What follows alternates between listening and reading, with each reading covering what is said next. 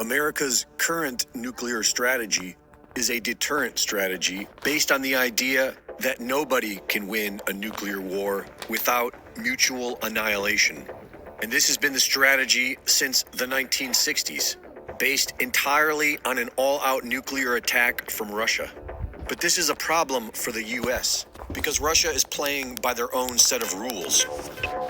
A key element to America's nuclear deterrent system is our Ohio-class nuclear submarines, which were all built in the 1980s and armed with Trident missiles that cannot reach any Russian targets from port, which is where most of them remain, despite Russia's threats of nuclear war. The Russians, on the other hand, have intercontinental ballistic missiles loaded onto their submarines, which are capable of reaching the United States even when docked at port. But they are not at port. Russia has made their nuclear submarines actively ready for war with NATO.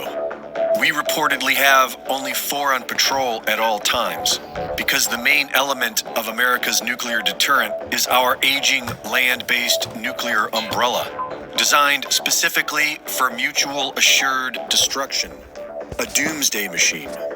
This outdated system has gone untested for over 30 years, while Russia has continued their testing, as well as continued to build thousands of advanced tactical nukes, while the US has decreased its own stockpile to below 200.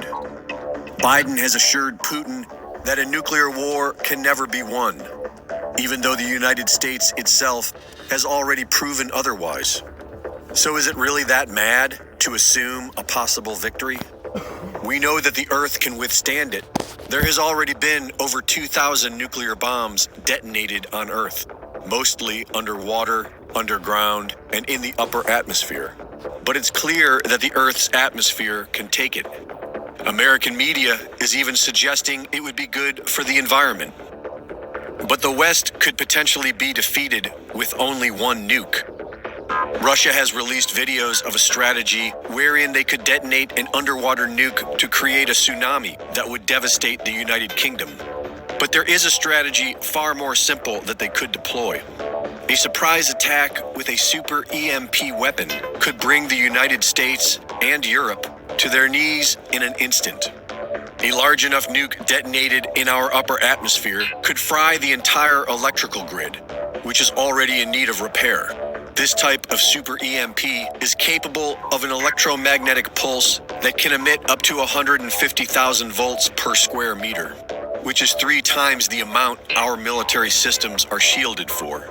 An EMP attack like this could quite easily cripple our military communications, keeping the US from waging any sort of counterstrike. The payload required for a super EMP could be launched from a submarine at hypersonic speeds, and could also be hidden on board a satellite. An EMP payload could have already been discreetly delivered into our atmosphere by Russia, China, or the United States, and once detonated, would first take out all other satellites, leaving all evidence of the true perpetrator undetectable, so it could be blamed on anyone.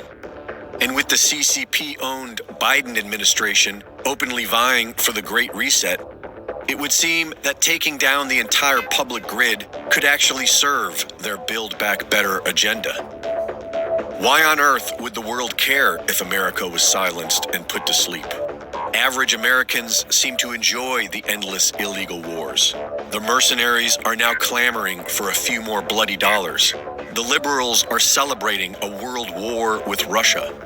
And the Republicans are cheering for Elon Musk, who has used his alliance with NASA, which was founded by Nazis, to serve the neo-Nazi battalions in Ukraine against Russia. Reporting for InfoWars, this is Greg Reese.